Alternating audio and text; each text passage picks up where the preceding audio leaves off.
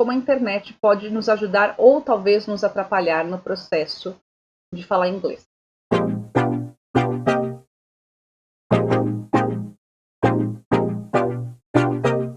3, 2, 1, hello everyone, welcome to our Papo de Teacher, sejam todos muito bem-vindos ao Papo de Teacher. Essa noite eu sou a Teacher Fabi Montanari e eu vou te mostrar como conseguir se tornar fluente em inglês para o seu trabalho, mesmo que você seja um completo iniciante. A gente vai falar também sobre a questão de como a internet pode nos ajudar ou talvez nos atrapalhar no processo de falar inglês. É sabido, claro, né, que desde que a pandemia começou, mesmo quem não sabia estudar online, passou a estudar. Só que eu já dou aula pela internet há muitos anos, tá? Quando surgiu o Skype, foi a primeira vez que eu dei aula online, isso foi em 2006 para 2007. Eu tinha uma aluna, uma advogada, que tinha aula presencial comigo, mas ela ia se mudar para outro estado. E ela falou, Teacher, eu não queria parar as aulas com você, como que eu faço? E o Skype estava começando. E eu lembro que eu falei para ela, eu falei, Lu, se você quiser, a gente pode fazer um teste de como isso funcionaria pelo Skype. E de fato funcionou muito bem, né? Uma aluna madura, com consciência do que tinha que fazer, então ela tinha o comprometimento ali de estar presente. É sobre isso que eu quero falar. Ela se mudou para Bahia, saiu daqui de São Paulo e foi para Bahia e de lá a gente fazia. Quando, 2 anos atrás, um pouco mais de 2 anos atrás, começou essa questão de aulas online, assim, em larga escala, a gente tinha escola física, algumas pessoas, né, se vocês já acompanham a gente há mais tempo, talvez vocês saibam, a gente tinha escola física, a gente acabou fechando, porque os custos de aluguel, custo fixo, de fato, não se justificava mais, uma vez que a gente tinha essa possibilidade do online, e principalmente que os alunos não queriam voltar para o online, para o presencial, pela situação que a gente estava vivendo ali da pandemia. Então, foi quando a gente, de fato, começou a entender isso daqui. Só que uma coisa que a gente já notou. A gente tem alguns alunos nossos, muitos alunos, a grande maioria dos alunos, que tem um desempenho e uma evolução muito boa. E tem alguns que enroscaram. E aí a gente vai atrás. Por que esse aqui não está avançando? Geralmente adolescente. Tá? O adulto já tem mais consciência, mas eu também já tive alguns adultos que passaram assim. Mas eu listei alguns pontos aqui, vou até seguir aqui, porque senão eu fico indo e voltando e deixo vocês perdidos com tudo que eu tenho. Então eu tenho as anotações aqui. O fato de ser móvel agora, a gente ter salas de aula online, eu vou falar de algumas coisas, algumas vantagens, tá? A gente tem a possibilidade de atender alunos do Brasil, né, e até de fora do Brasil. Hoje, por conta disso, a gente tem alunos no Japão, né? A gente tem alguns alunos lá, que uma indicou para o outro, então são brasileiros que moram no Japão e que precisam trabalhar com inglês, e a gente achou mais fácil fazer inglês com professores brasileiros e do que fazer com um professor japonês. Eles são fluentes em japonês, moram lá já há muitos anos, mas são brasileiros, então eles optaram por estudar com a gente. Então tá indo super bem, já faz 1 ano e meio que eles estão estudando conosco, então isso está indo super bem. Então essa é a possibilidade, tá? Então a gente não tem mais a necessidade do tempo de deslocamento, eventualmente a gente tinha muita desistência do curso por conta de deslocamento, o aluno ficava preso no trabalho. Então, o que é possível fazer online, eu acho que isso veio para favorecer, né? E é o que até, inclusive, os pais de crianças, porque quando começou a pandemia, a gente imaginou que as aulas online ficariam somente para adultos, e a gente acaba perdendo esse braço, né, infantil que a gente tinha, né, que a gente já tem há muitos anos. A linha de kids e teens. E pelo contrário, não foi isso que aconteceu. Hoje os pais de crianças e adolescentes, eles optam pela criança fazer o inglês online, porque não vai precisar levar para o inglês, esperar lá 50 minutos, 1 hora, 1 hora e meia, e depois trazer de volta, né, ou pensar nessa questão logística da criança. Então isso tem sido muito bom. Então a procura aumentou demais a partir do segundo semestre da pandemia. Então isso também é uma vantagem. Segunda coisa, não só a sala de aula móvel, que a gente tem a sala de aula online hoje, mas a internet como fonte para pesquisa e material. E hoje a gente tem a tela para compartilhar. O ambiente virtual de aprendizagem hoje possibilita que o conhecimento vá além da sala de aula. Possibilita que o aluno tenha acesso a alguns recursos que eram mais difíceis antes. Eles eram mais complicados antes disso. Então isso é muito legal. Entretanto, however, However, essa flexibilidade, se não for acompanhada de responsabilidade, eu acho que pode ser prejudicial. E a gente tem visto isso com alguns poucos alunos. Quando o aluno sente isso, ele fala assim, é verdade, você tem razão. Aluno que, por exemplo, a gente está fazendo aula que o aluno não abre a câmera. Isso para quem deu aula, principalmente nas escolas regulares, né? Para quem deu aula online com criança, adolescente, eu imagino que deve ter sofrido bastante. A gente tem alguns alunos assim que não se sentem confortáveis, é a minoria. Mas o fato de não abrir a câmera, a gente não consegue saber. Quer dizer, depois dos resultados, à medida que a gente vai acompanhando, a gente vai percebendo. Mas a gente não consegue ter certeza se é porque o aluno não está ali, só conectou e não está. Mas como as nossas aulas geralmente são 2, 3 alunos, ou muitas vezes individual, os nossos grupos, a gente consegue, claro, saber disso. Mas ou se o aluno está 100% focado naquilo. Isso é muito importante, né? A gente ter certeza que o aluno está focado. O fato de poder ser fazer de qualquer lugar, já peguei aluno fazendo aula de dentro do Uber, abriu a câmera, ele estava ali no Uber, e assim, ir lá falando da aula, não, vira ali, não, eu vou descer aqui. Cara, você não está na aula de inglês, sabe? Você não está presente ali. Então, essa presença ausente, não ajuda. Então, ele não estava concentrado.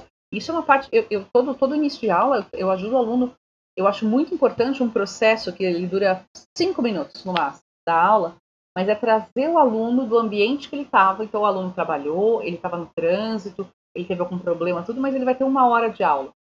É importante a gente trazer esse aluno daquele mundo de problemas e tirá-lo dali um pouco e colocá-lo dentro da caixinha ali que a gente vai estudar inglês agora.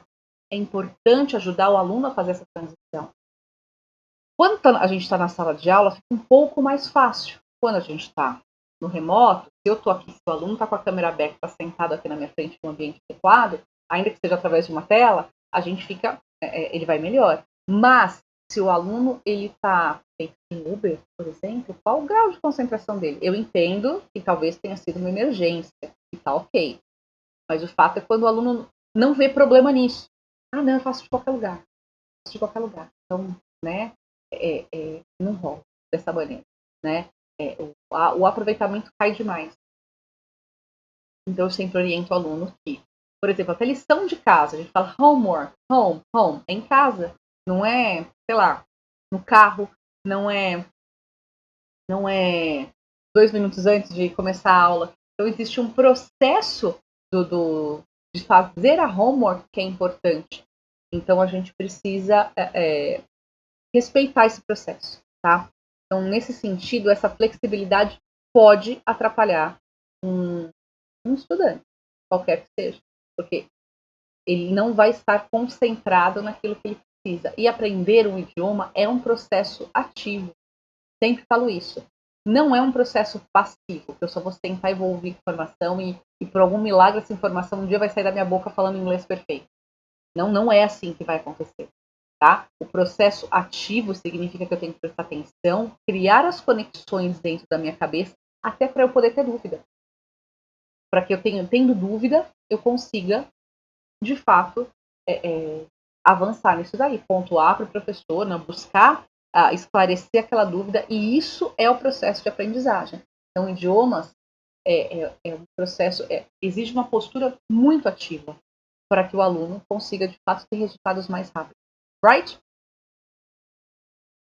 Até no grupo aqui com o coordenador, eu até troquei ideia com ele hoje, falei, vamos lá, o que a gente vai colocar nessa live, né, pra gente pontuar tudo. E ele já mandou um texto aqui, né, tô lendo até literalmente, ele acabou de entrar. Aprendizagem por osmose não acontece. E não, gente, não acontece aprendizagem por osmose, né. Essa parte do processo ativo. Não adianta você estar sentado no ônibus, sentado na praça de alimentação do shopping, coloca o fonezinho ali, não, vou fazer inglês de qualquer lugar. Essa é a grande vantagem, mas esse pode ser um grande tiro no pé, de você achar que qualquer lugar vai ser adequado. Busque o melhor lugar dentro da condição que você tem. Então, eventualmente, você está lá em trânsito, você passa o dia inteiro fora e você não vai ter uma condição, uma sala de aula, né, um quarto, que nem eu tenho aqui, né, um escritório, para sentar e estudar. Talvez você não tenha, talvez mesmo onde você mora com outras pessoas, talvez, de fato, falte o ambiente ideal. mas como você pode tornar esse ambiente, o local que você escolheu para estudar, o mais adequado possível. E como que você pode diminuir as demais interferências. Se, por exemplo, você só tem uma praça de alimentação do shopping para sentar e estudar, né? Procura se fechar naquele mundo ali, naquele momento, mas uma postura adequada. Tem gente que está ali na mesa com um monte de gente conversando. Não, gente, isso não vai funcionar. Eu preciso ser muito sincera. Dessa maneira, não... a gente vê claramente quando o aluno está se enganando. E não é por falta de tempo. Então, por isso que eu sempre falo para o aluno, né? Não é que você não tem tempo de estudar inglês. Talvez você não tenha conseguido organizar o seu tempo para que você dedique ali. E você não precisa de 5 horas por semana, 6 horas por semana, não, por dia para estudar. Você consegue, melhorando, fazendo ajustes na sua rotina, eliminando alguns hábitos que não te ajudam a avançar e substituindo esses hábitos ruins por hábitos bons que vão te ajudar a avançar, isso vai ser fundamental para esse avanço. Alguns vão avançar mais rápido, outros vão avançar mais devagar. O importante é você entender que existe um ciclo evolutivo. Só que você consegue acelerar este ciclo fazendo esses ajustes. Falando com relação à internet, tem muito conteúdo online, mas muito conteúdo. Eu falo, qualquer coisa que você queira aprender hoje em dia vai ter tutorial na internet para te ensinar. Eu não sei fazer nada de crochê, mas se eu quiser fazer, sei lá, um cachecol agora que está esfriando, quiser aprender a fazer, eu tenho certeza que eu vou encontrar tutoriais na internet que vão me ensinar como dar os primeiros passos ali. Antes, aprender crochê era só com as tias mais velhas, tia, avó. Eu lembro quando eu era pequena, as minhas tias mais velhas que elas faziam, e minha avó fazia crochê. Então eu queria aprender alguma coisa, vó, me ensina. Sentava do lado dela, ela ensinava, não existia um tutorial. E hoje eu tenho, né, todos nós temos o privilégio de sentar e aprender. Só que no passado não era, no passado não era assim. Só que, ao mesmo tempo, a questão do inglês é muita informação e é difícil para a gente conseguir julgar o que é a informação que eu preciso no momento. Claro que a gente está se tornando... Existe um movimento, o fato da internet estar aí, a gente está aprendendo a se tornar autodidata. Eu acho que esse é um caminho para a educação futura, a gente incentivar isso. Eu incentivo isso nos meus filhos, eu incentivo isso nos meus alunos. Saber buscar a informação, uma vez... Como buscar essa informação? Então, cada vez mais, eu acho que isso vai estar mais presente, para não depender 100% do professor. Antigamente, só se aprendia com o professor ensinando aula, porque não existia outra fonte de informação. O professor, que era, né, sei lá, a representação do poço de informação. E hoje a gente não precisa ser um poço de informação. A gente só precisa ter aquilo que vai nos ajudar a avançar. De resto, está tudo ali na internet. Vai ajudar a gente. Vou dar um exemplo aqui, por exemplo, de alemão. Eu tenho muita vontade de aprender a falar alemão. Não falo ainda, não estudei alemão ainda. Mas vamos imaginar, eu posso conseguir isso? Posso conseguir fazer isso pela internet? Muito provavelmente sim. Mas é muito provável também que eu vá levar mais tempo do que se eu tivesse alguém me falando, Fabiane, olha, para o alemão você começa aqui. Aí você vai aprender isso, agora você vai aprender isso, você vai aprender isso. E vai ajudando a digerir essas informações. Então, você não precisa de tudo. Você precisa de algumas informações, né, fracionadas para te ajudar a avançar. Eu não preciso olhar, sei lá, chegar no topo da montanha, eu estou no pé da montanha, eu olho lá para o topo e falo, nossa, eu vou ter que dar um salto daqui para lá e me equilibrar lá em cima. Não, a gente vai subir uma etapa por vez. E isso, eu falo, é o meu trabalho. É isso que eu direciono o meu aluno. Por isso que os alunos eles vão ter o mapa do inglês. Dentro, com o mapa do inglês, você vai conseguir identificar onde você está. A gente vai ter uma aula prática sobre isso, tá? Agora, na semana para inglês do trabalho, vou ajudar quem quiser, né? Então, a gente vai ter uma aula prática sobre isso. Como fazer esse mapa. E depois você vai avançando. Para que você busque informações que sejam compatíveis com o nível que você está. Ah, mas teacher, quando eu vou fazer... quando eu vou para o trabalho, nem sempre eu só vou conversar com... Muito provavelmente eu não vou conversar só com pessoas que só têm o mesmo nível de inglês que eu tenho. Vou conversar com pessoas que têm níveis mais avançados de inglês do que os que eu tenho. Sim. Só que, por exemplo, não adianta eu querer hoje, se você está começando, ensinar todo o vocabulário de business. Hoje a gente fez uma sequência de stories bem legal. Se você não viu ainda, acompanha lá. nos stories antes que saia do ar, de business, termos de business. Mas não adianta eu querer colocar todos os termos de business em cima de você de uma vez, se ainda te faltam algumas estruturas básicas para frases mais simples. E eu não vejo que eu vou te ajudar simplesmente jogar tudo isso em cima de você. Então a gente vai precisar trabalhar com isso que eu chamo de didática. Eu vou precisar te ajudar a digerir algumas pequenas informações para que se torne possível para você falar inglês depois. Tá? Eu acho que a gente cobriu os principais pontos aqui. Eu não sei se vocês têm alguma dúvida. Se vocês tiverem alguma dúvida, por favor, coloquem aqui para mim. Então essa foi a nossa conversa de hoje. Bye everyone. See you.